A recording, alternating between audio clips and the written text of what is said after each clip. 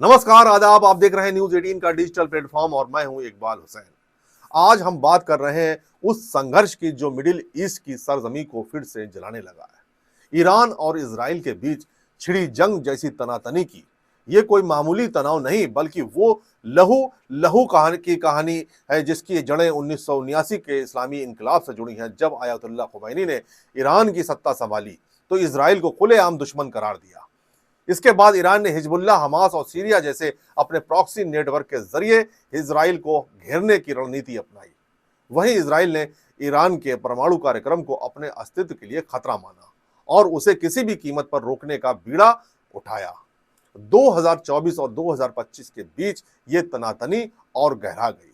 अप्रैल 2024 में इजराइल ने दमिश्क स्थित ईरानी दूतावास को निशाना बनाया, जिसके जवाब में ईरान ने पहली बार सीधे इजराइल पर मिसाइल और ड्रोन से हमला किया। यह घटना मिडिल ईस्ट की सियासत में एक नया मोड़ लेकर आई। फिर अक्टूबर में इजराइल ने ईरान की वायु रक्षा प्रणाली, मिसाइल फैक्ट्रियों और सैन्य ठिकानों पर हमला बोला। ये एक छाया युद्ध की शक्ल ले चुका था, जिसमें गुप्त ऑपरेशन, साइबर अटैक और क्षेत्रीय संघर्ष सबसे ज्यादा देखे जा रहे थे। और अब 2025 की सबसे बड़ी कार्रवाई सामने आई है। शुक्रवार सुबह इजराइल ने 200 फाइटर जेट से ईरान की राजधानी तेहरान पर हमला कर दिया। इजरायली मिसाइलों का निशाना बना ईरान का नतांज परमाणु प्लांट, बैलिस्टिक मिसाइल कारखाने और कई top military command centres. Iran ने स्वीकारा कि हमला हुआ है, लेकिन परमाणु रिसाव की कोई रिपोर्ट नहीं है। जवाब में ईरान ने जमकरान मस्जिद पर लाल झंडा फहरा दिया, जो इस्लामी परंपरा में शहादत का बदला लेने और जंग के ऐलान का प्रतीक है। यानी अब ईरान भी पीछे हटने को तैयार नहीं है। देखिए, सबसे पहले तो भारत हमेशा दुनिया में मिडल पाथ, बैलेंस की बात करता है और इनकरेज करता है सारी पार्टीज़ को कि ये युद्ध का नहीं है, हो सके तो मामले वैसे बिना युद्ध के सुलटाओ। परंतु हाँ, देश जा रहे हैं युद्धों में। अब ये जो हो रहा है, इसमें भारत के लिए कई मायनों में चिंता का विषय भी है। एक तो ऑब्वियसली है कि न्यूक्लियर इनकी फैसिलिटीज़ पे जो अटैक हो रहा है ईरान की, अभी कितना डैमेज हुआ कह नहीं सकते। अगर ये ज़्यादा बढ़ेगा तो फिर पूरे वेस्ट एशिया में ये कॉन्फ्लिक्ट फैल सकता है, क्योंकि ईरान भी कुछ ना कुछ तो बड़ा अटैक करेगा और उसका नुकसान एक ये भी होगा। केवल ये नहीं कि खतरा है न्यूक्लियर एक्सप्लोजन्स का, वो छोड़िए, भूल जाइए सारा। चिंता हमें ये भी है कि जैसे सऊदी अरेबिया हो गए, अरब एमिरेट हो गए, जो कि हमारे साथ अच्छे दोस्त हैं और जिनके साथ हमारे अच्छे रिश्ते और इकोनॉमिक टाइज हैं, वो भी इस जंग में खिंचे जाएंगे। तेल की कीमतों की ऊपर जाएंगी, वो अलग है। इन देशों के साथ, सऊदी, यूएई, कतर वगैरह के साथ जो हमारे इन्वेस्टमेंट्स के प्रोजेक्ट्स वगैरह चल रहे हैं, वो डिले हो जाएंगे, खास करके India middle east corridor.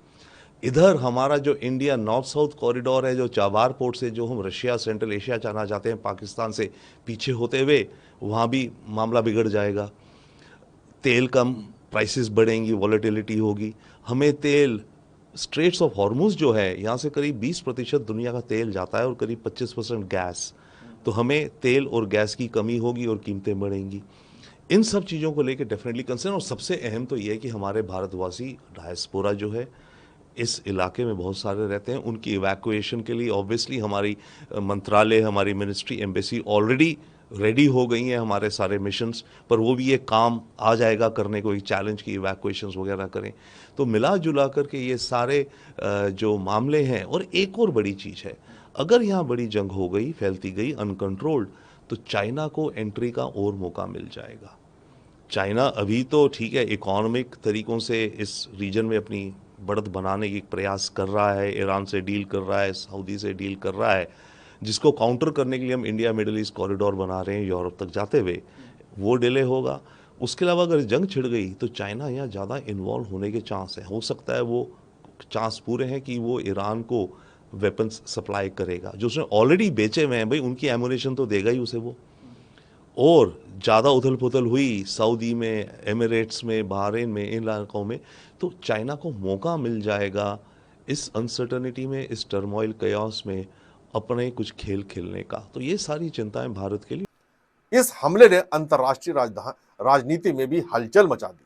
Kerala के मुख्यमंत्री पिनरई विजयन ने खुलकर इजराइल पर हमला बोला और कहा कि अमेरिका की छत्र छाया में इजराइल बेलगाम हो गया है। उन्होंने कहा कि ये हमला विश्व शांति के लिए गंभीर खतरा है और इसका हर मंच पर विरोध होना चाहिए। पाकिस्तान के प्रधानमंत्री शहबाज शरीफ ने भी इस हमले को घिनौना बताया। अब सिर्फ पाकिस्तान ही नहीं बल्कि सऊदी अरब, संयुक्त अरब अमीरात, कतर और लेबनान जैसे अरब देश भी ईरान के समर्थन में आ गए।